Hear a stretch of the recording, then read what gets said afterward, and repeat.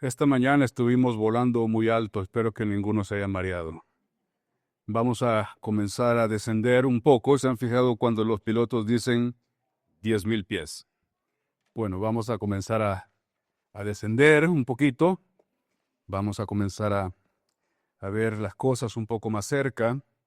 Después de este panorama muy panorámico de lo que Dios ha hecho para restaurar las cosas rotas, vimos que Dios es quien inicia y avanza el plan para resolver todas las cosas.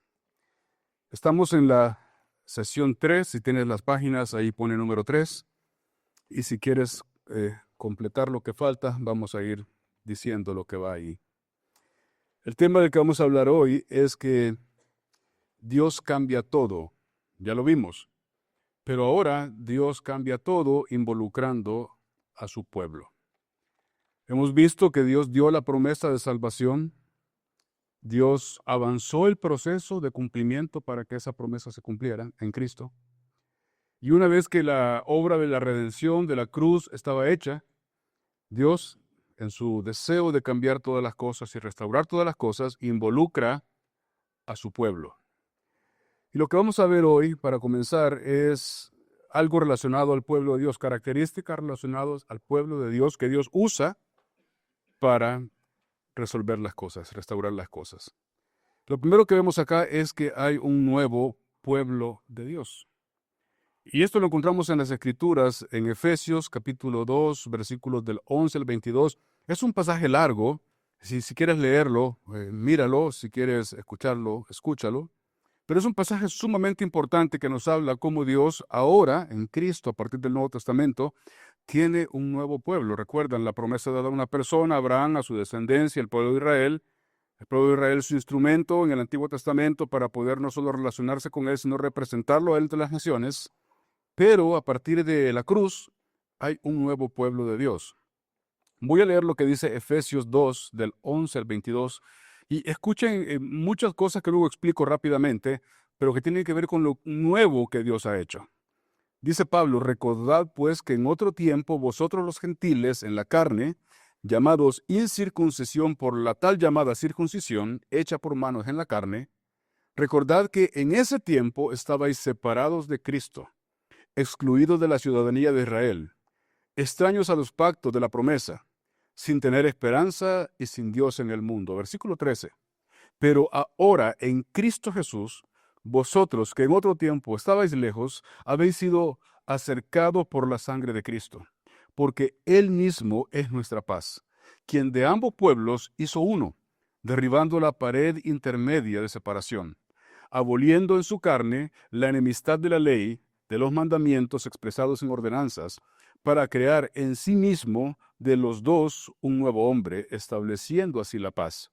Versículo 16. Para reconciliar con Dios a los dos en un cuerpo por medio de la cruz, habiendo dado muerte en ella a la enemistad, y vino y anunció paz a vosotros que estabais lejos y paz a los que estaban cerca, porque por medio de él los unos y los otros tenemos nuestra entrada al Padre en un mismo espíritu.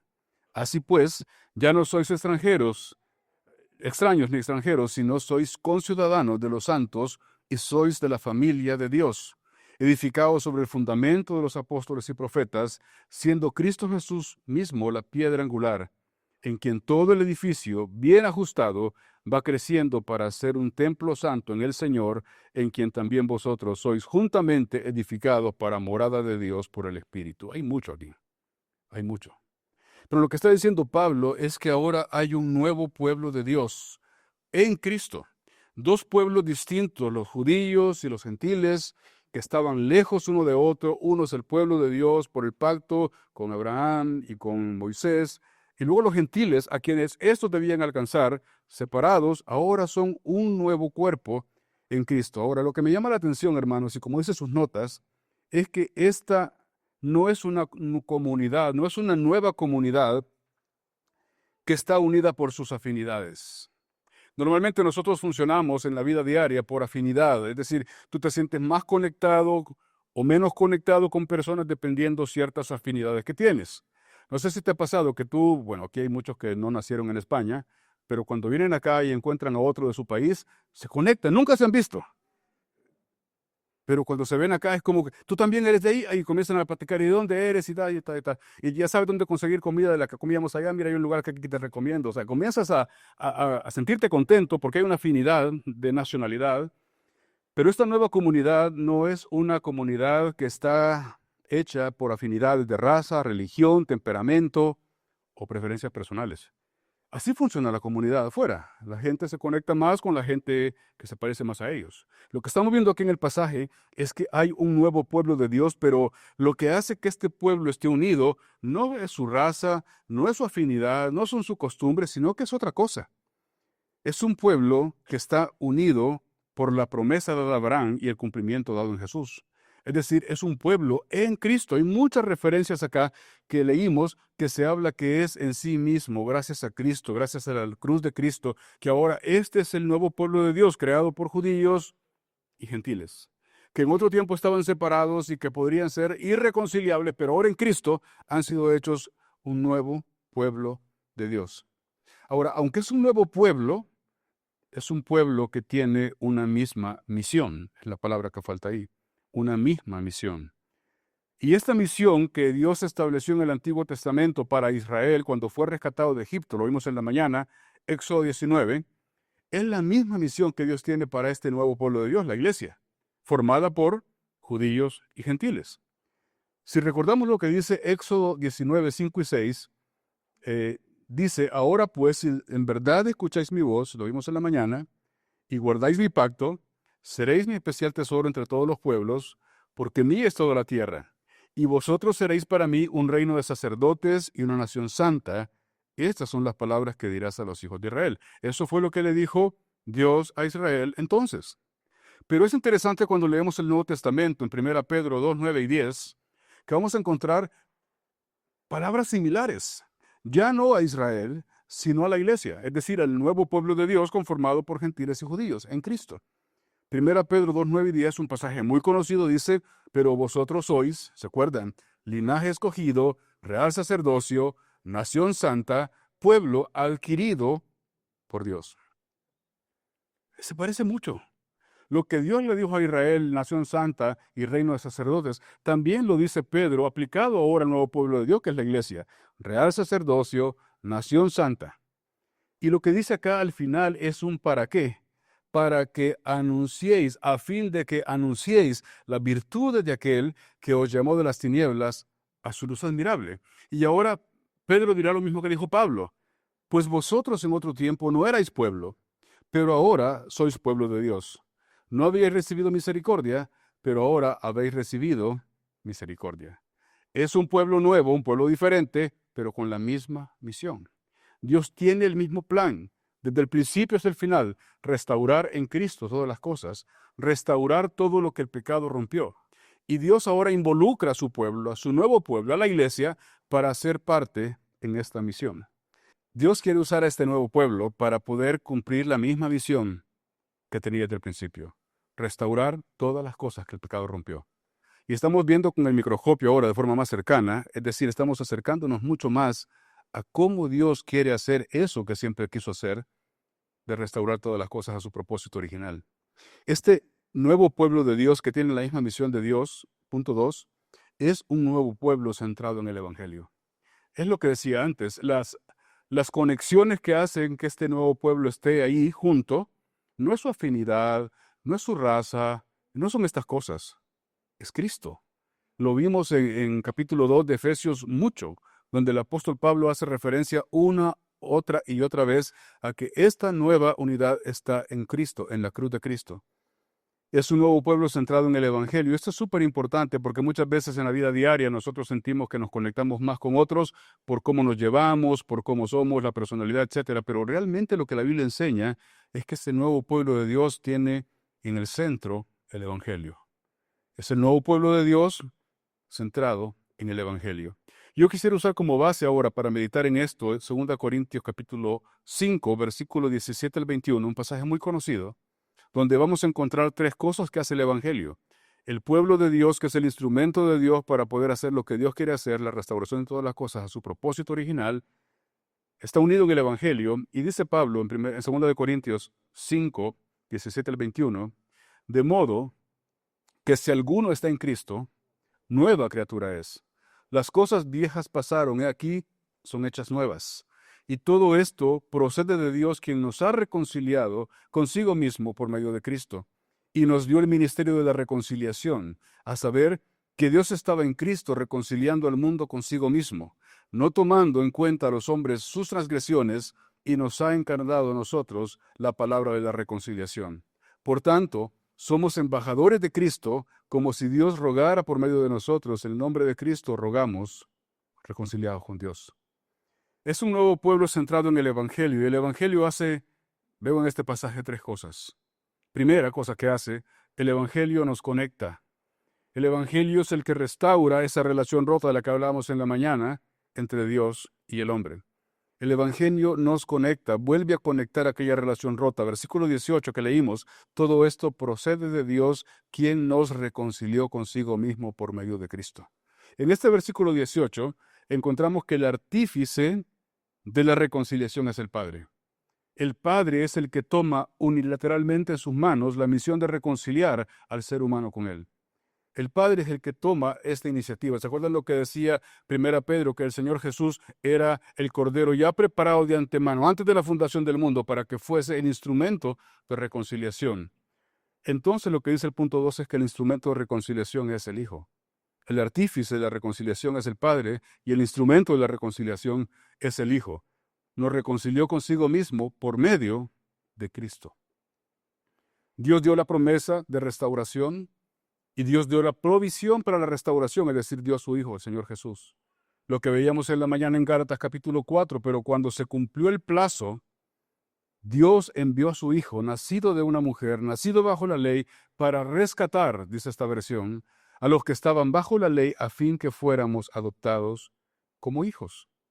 El artífice de la reconciliación es el Padre, el instrumento de la reconciliación es el Hijo. Ahora hay una nueva conexión con Dios por causa del Evangelio. Estamos en Cristo, tenemos una nueva relación con Él. Llegamos a ser hijos de Dios por medio del Hijo. Y es lo que dice Juan en su primera carta: mirad cuán amor nos ha dado el Padre para que seamos llamados hijos de Dios. Fíjense, no es que estamos otra vez cerca de Dios, sino que somos llamados hijos de Dios. Esto es muy, muy interesante de profundizarlo, porque muchas veces los problemas de autoestima y todas las cosas que hablamos en la vida diaria, para un creyente deberían comenzar a resolverse entendiendo su nueva identidad en Cristo. Soy un hijo de Dios, soy una hija de Dios, amado por el Padre, rescatado y reconciliado con el Padre a través de la muerte de Jesús.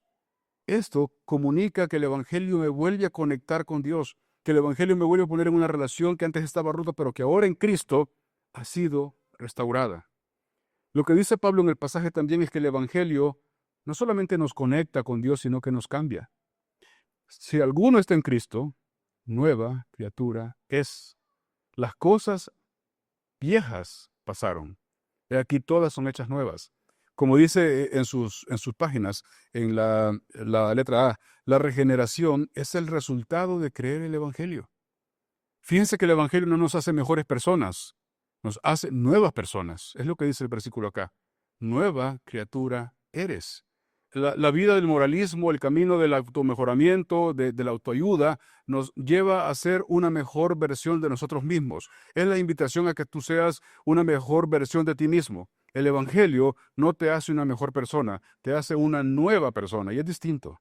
El Evangelio nos cambia, nos transforma para ser más como Cristo. No solamente nos conecta con Dios y sigue tu vida igual, sino que a causa de estar conectado con Dios y tener una nueva relación con Él, voy siendo transformado constantemente, más y más, a la imagen de Cristo. La creación en Adán por causa del pecado produce muerte. Es lo que dice Romanos 5. Pero la recreación en el segundo Adán, en Cristo, produce vida.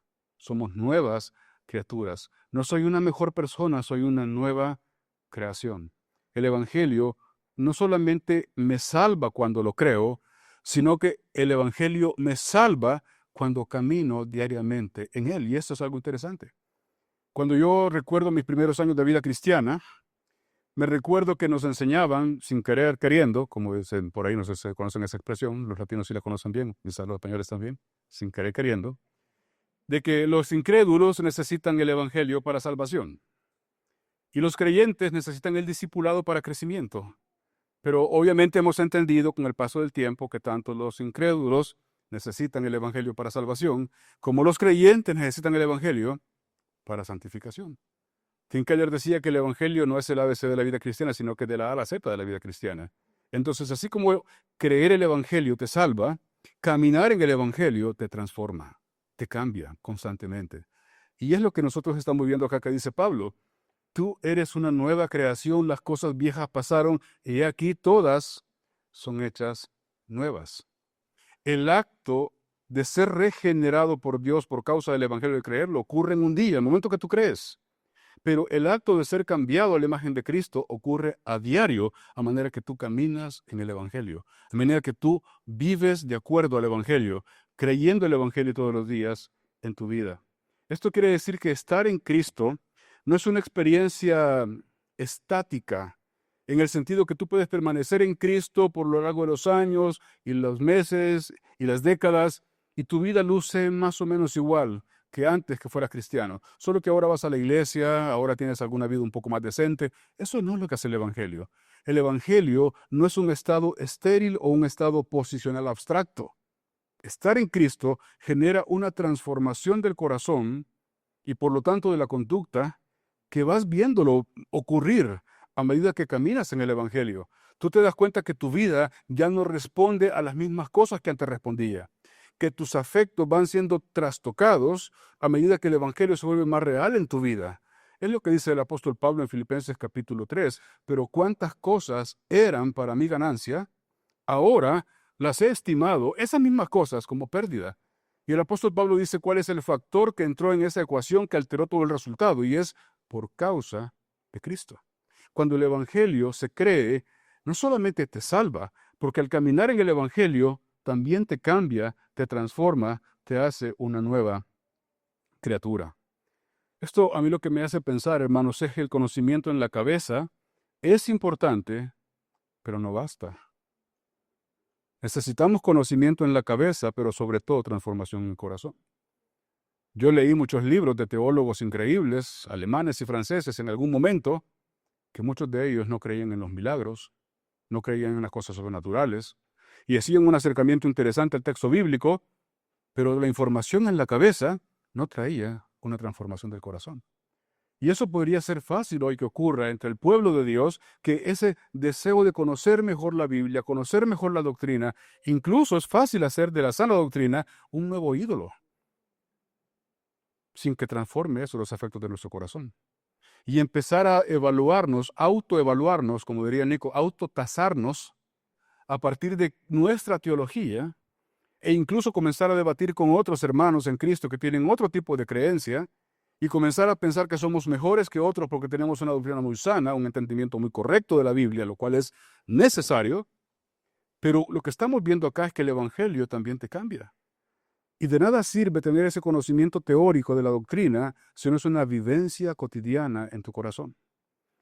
No es lo mismo entender doctrina, entender cosas sobre Dios, que estar experimentando a Dios todos los días en tu vida, viendo la transformación que Dios va obrando en tu vida. Claro, esto no es una línea recta ascendente. Quisiéramos que fuera así. Muchas veces el crecimiento espiritual tú sabes que es un poco más desordenado.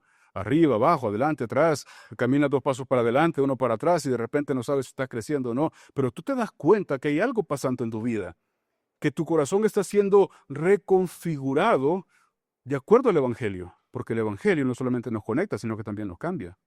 Dallas Willard dice en uno de sus libros que nuestro corazón es un órgano espiritual que ha sido configurado por un mundo alejado de Dios. O sea, todo lo que un ser humano entiende sobre la vida, matrimonio, finanzas, sexualidad, etcétera, ha sido puesto en su ADN por un mundo lejos de Dios, caído. Y el Evangelio comienza a reconfigurar nuestra vida para reentender, reevaluar y reamar las cosas de una manera distinta. Es lo que dice el apóstol Pablo. El Evangelio no solamente te conecta con Dios, te cambia.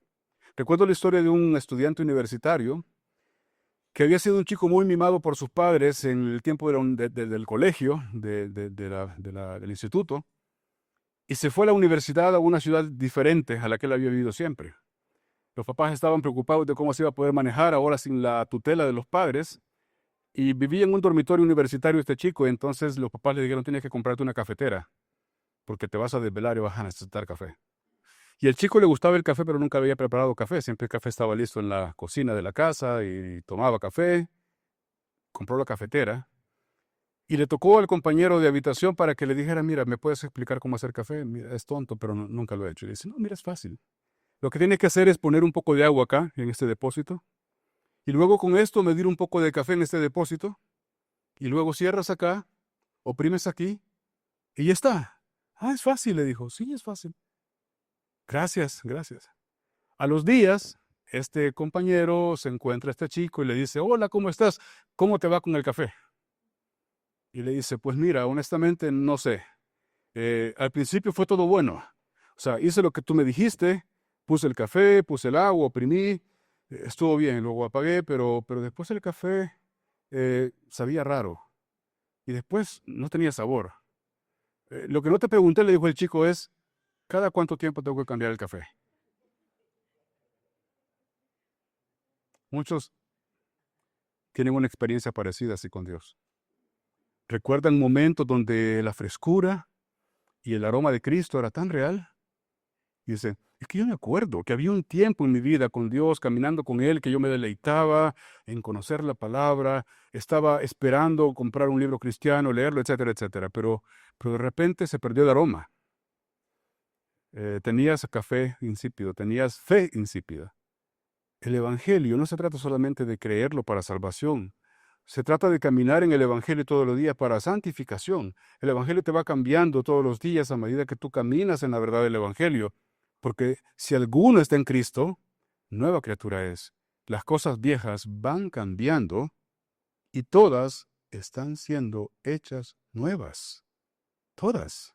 Toda esa configuración antigua a la que respondíamos automáticamente, ahora comienza a ser confrontada por unos valores distintos de la palabra de Dios, que están en contraposición con los argumentos de la cultura, que hemos creído y abrazado y defendido, pero que ahora al estar en Cristo comenzamos a darnos cuenta cómo esos argumentos culturales no son válidos, porque no responden a Dios y a su verdad.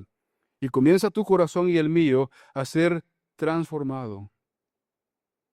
Pero necesitamos no solo creer el Evangelio, sino caminar en el Evangelio constantemente. El Evangelio nos conecta con Dios, pero también el Evangelio nos cambia. Pero el pasaje lo que sigue diciendo en 2 Corintios capítulo 5 es que también el Evangelio nos comisiona. El mismo Evangelio que nos conecta con Dios es el mismo Evangelio que nos comisiona para vivir para Dios. Dice el versículo 18, y todo esto proviene de Dios, quien nos reconcilió consigo mismo por medio de Cristo. Y más adelante dice Pablo en la siguiente línea, y nos ha dado el ministerio de la reconciliación. Ahora, si ustedes ven el texto, se van a dar cuenta que aquellos que han recibido la gracia de Dios, al ser reconciliados con Dios, también han recibido por la gracia de Dios la comisión de representar a Dios. Porque la palabra que Pablo va a usar después es que somos embajadores de Cristo. Entonces, el Evangelio no solo te conecta con Dios para que tú ahora tengas comunión con Él, el Evangelio no solamente te cambia para que tú ahora disfrutes de Dios y de una nueva forma de vida, sino que también el Evangelio te comisiona para que tú puedas ser una expresión de Dios y de su gracia, de su luz en el mundo, en medio del mundo. Hemos recibido por medio de Cristo la reconciliación con el Padre. Y hemos recibido, al estar en Cristo, el ministerio de la reconciliación también. Es interesante esto, ser ministro de reconciliación. Dios nos envía, y lo veremos eso mañana, nos envía a ser instrumentos suyos para reconciliar a otros. Ahora, ¿de qué se trata este ministerio? Versículo 19. De que Dios estaba en Cristo reconciliando al mundo consigo mismo, no tomándoles en cuenta a los hombres sus pecados. ¿Cómo ocurrió esto? Es un borrasaldo que, bueno, ok, no pasó nada, te absuelvo, eres libre. fue una especie de que Dios se hace el desentendido y no toma en cuenta tus pecados, ¿no? Es por causa de Cristo, la provisión a su promesa, Génesis 3:15, que ahora una persona puede ser reconciliada con Él. Esto ocurre así. Y los que han recibido este ministerio son todos aquellos que han sido reconciliados primero con Dios. Eh, Es fácil tener iglesias a la carta hoy en día. Es fácil tener cristianismos a la carta hoy en día. ¿A qué me refiero con esto? Que si tú buscas una iglesia donde la alabanza sea espectacular, la puedes encontrar. Que si tú quieres una iglesia donde la enseñanza sea espectacular, la puedes encontrar. Que si tú quieres una iglesia donde las misiones sean algo increíble, la puedes encontrar. Pero lo que Dios quiere no es que tengamos un compartimiento o una diferencia separada de cosas, sino que podamos integrar en nuestra propia vida como creyentes y congregaciones esta verdad del Evangelio. Somos el nuevo pueblo de Dios, unidos a Él en Cristo, pero también un pueblo centrado en el Evangelio que nos conecta, que nos cambia y que nos comisiona. Es lo que Pablo está diciendo acá. Aquellos que han sido reconciliados con Dios también han recibido el ministerio de la reconciliación. El ministerio no es solamente lo que hacemos en la comunidad cristiana el domingo de 11 a 1 o cualquier día de la semana. Grupo pequeño en otro lugar. Claro, es ministerio, pero el ministerio con M mayúscula que hemos sido llamados es el ministerio de la reconciliación. A poder ser embajadores de Dios donde sea que estamos, donde sea que vamos, donde sea que vivimos. Ahí hay necesidad del evangelio porque hay personas rotas, como vimos en la mañana.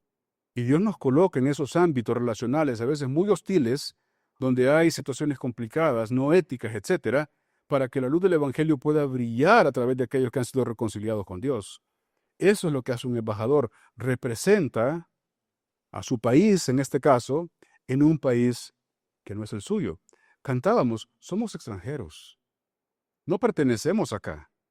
Aquí estamos de paso, aun cuando ese paso dure 10, 12 décadas para los más aventajados. Estamos de paso.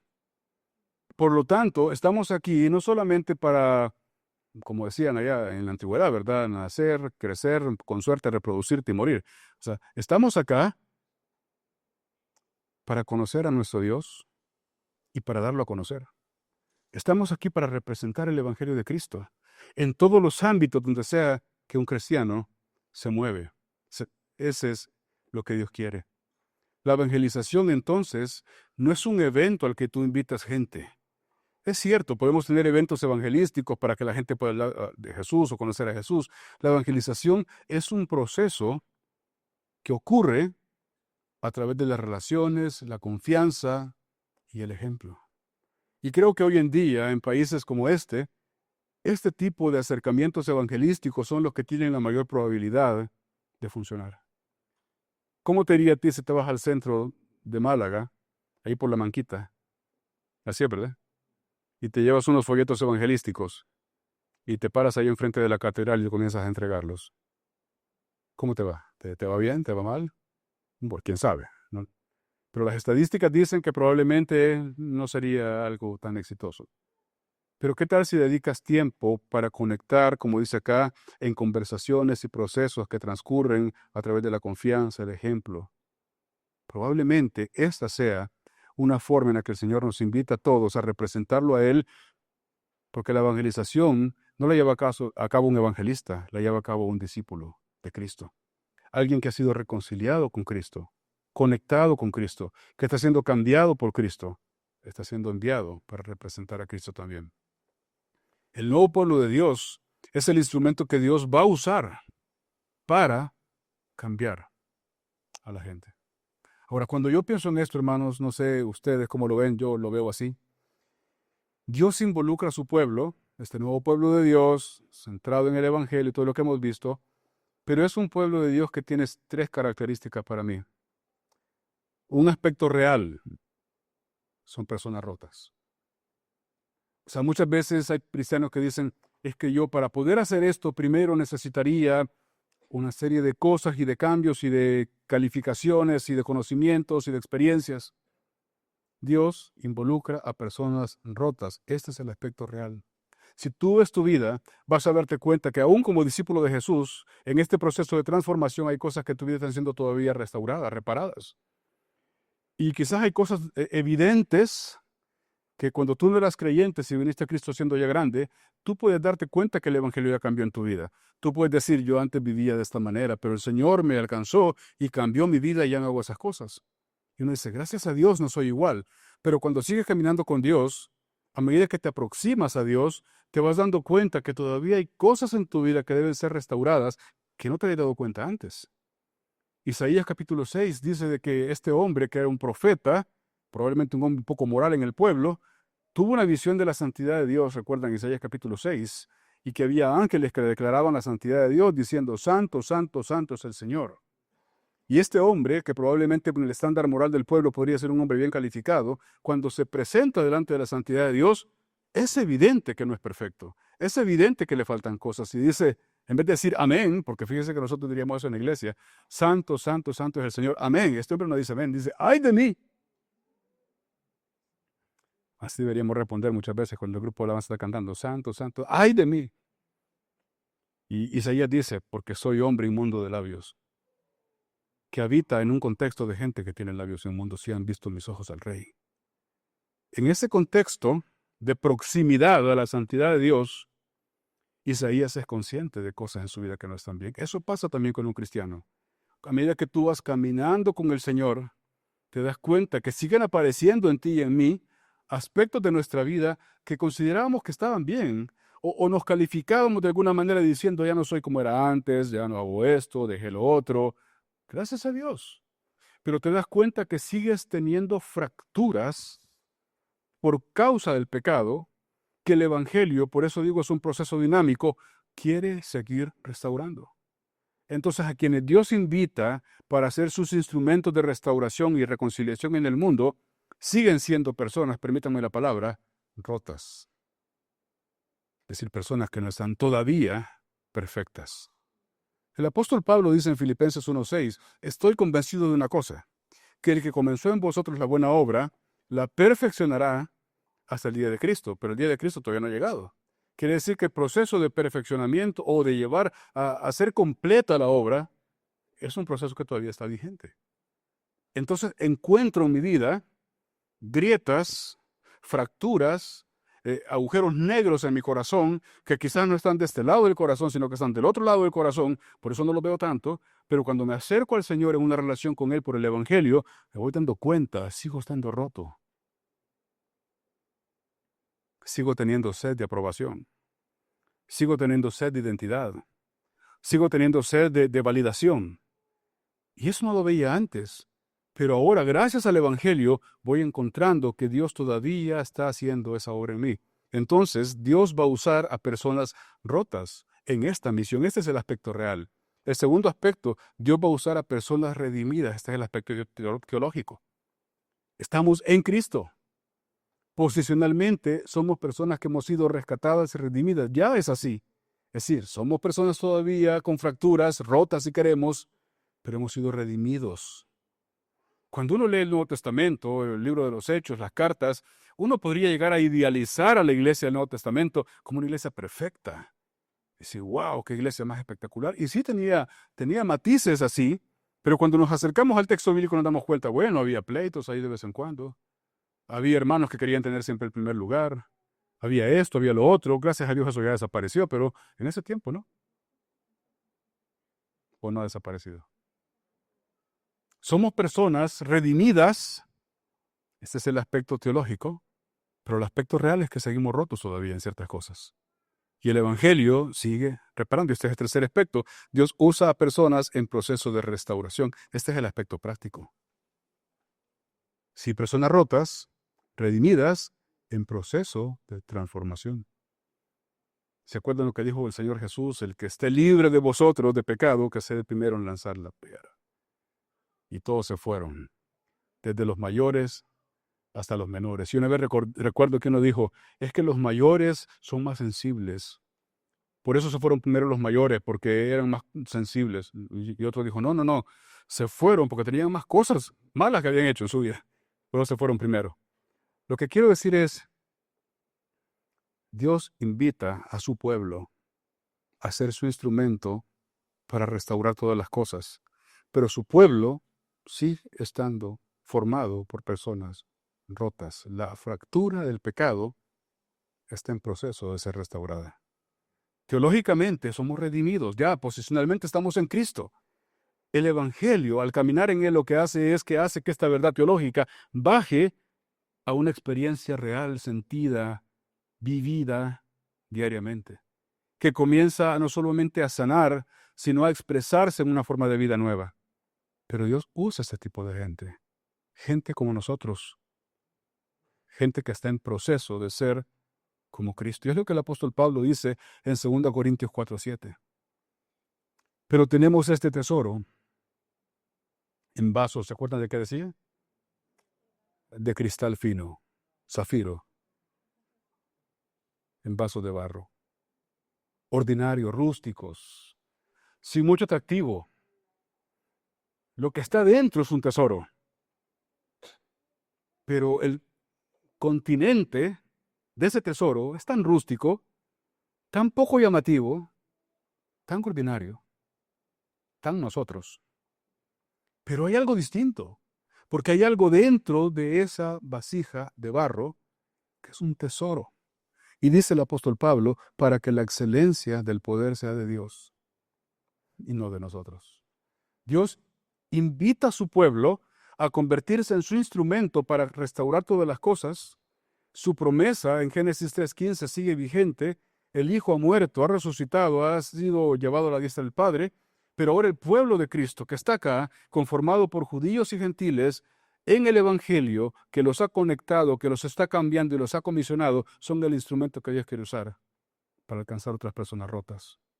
Dicen que fue Spurgeon que dijo esto: el evangelismo es un mendigo diciéndole a otro mendigo dónde puede encontrar pan. O sea, no soy mejor que tú. No soy un super santo. Claro, posicionalmente estoy en Cristo y eso es una verdad teológica real, pero en la vida diaria todavía sigo teniendo luchas. Todavía me molesto, todavía me incomoda, todavía soy impaciente, todavía voy encontrando en mi corazón que tengo ídolos con los que todavía batallo. Todavía me doy cuenta que aunque soy pastor y conozco un poco la Biblia y le hablo a otros de Jesús, sigo experimentando batallas que también mi vecino experimenta. Y eso me conecta con su realidad. No es de la superioridad de decirle yo soy cristiano y tú no, sino es de la necesidad del evangelio que yo tengo para transformación como Él la tiene para salvación.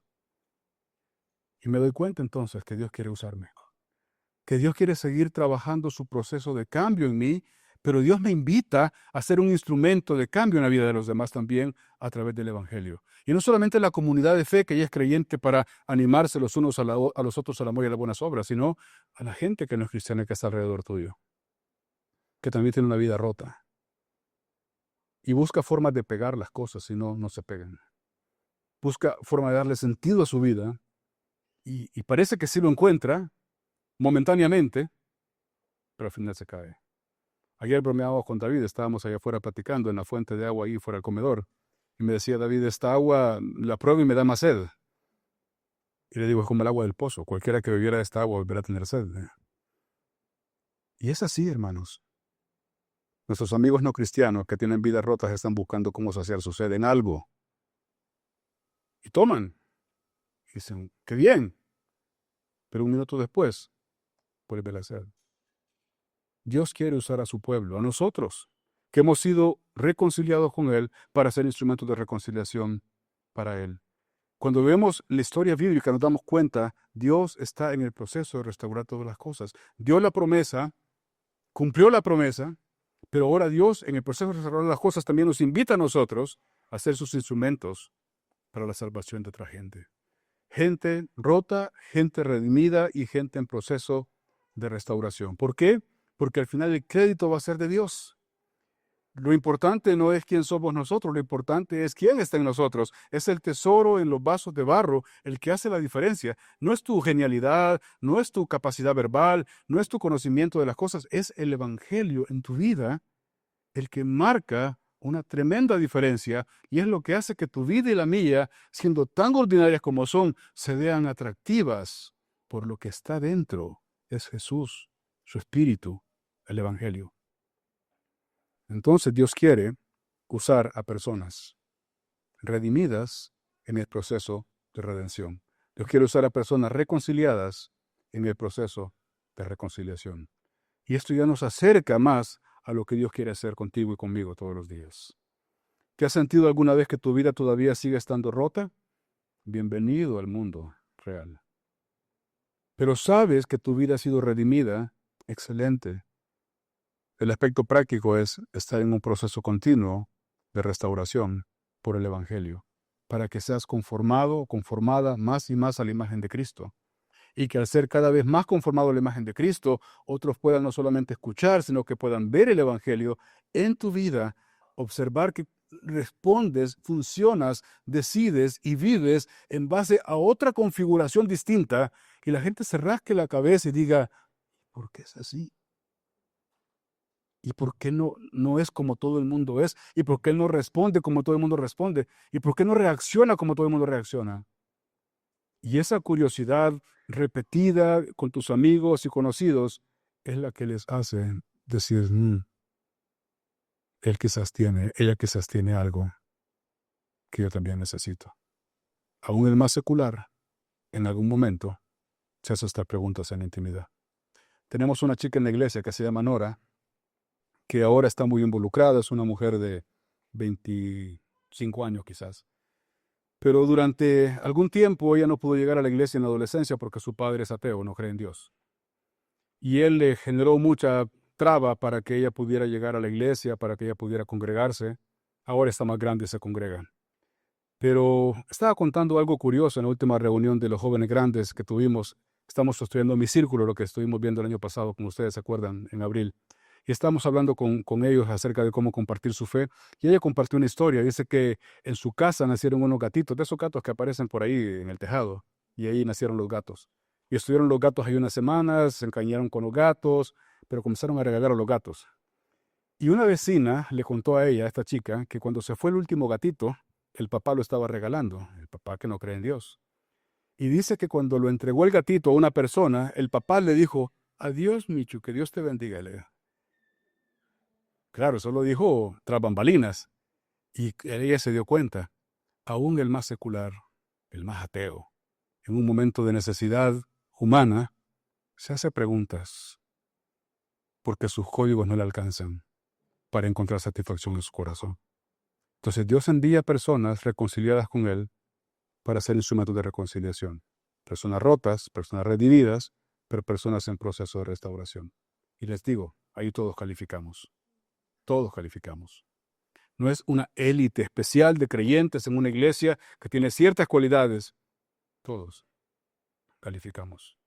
La pregunta es, ¿estoy siendo yo consciente que soy un instrumento de Dios para reconciliar lo que está roto?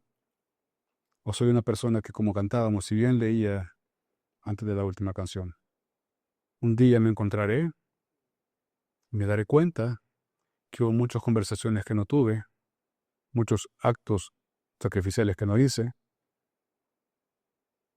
¿Cómo voy a responder ante eso?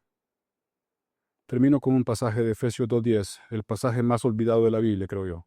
La gente memoriza Efesios 2, 8 y 9, pero olvidan el 10. ¿Se acuerdan lo que dice Efesios 2, 8 y 9? Porque por gracia sois salvos por medio de la fe, y esto no de vosotros, pues es don de Dios. El 9, no por obras para que nadie se gloríe. ¿Por qué no memorizamos el 10? Que dice, porque somos hechura suya, creados en Cristo Jesús para buenas obras, las cuales Dios que preparó de antemano para que anduviésemos en ellas. Dios tiene un plan preparado de antemano, como fue el plan de la salvación, también es el plan de la santificación. Dios preparó un plan de antemano para que andemos en él. Pero qué triste el día en el que yo me dé cuenta, cuando todo haya sido hecho en mi vida, que había más. Que había más.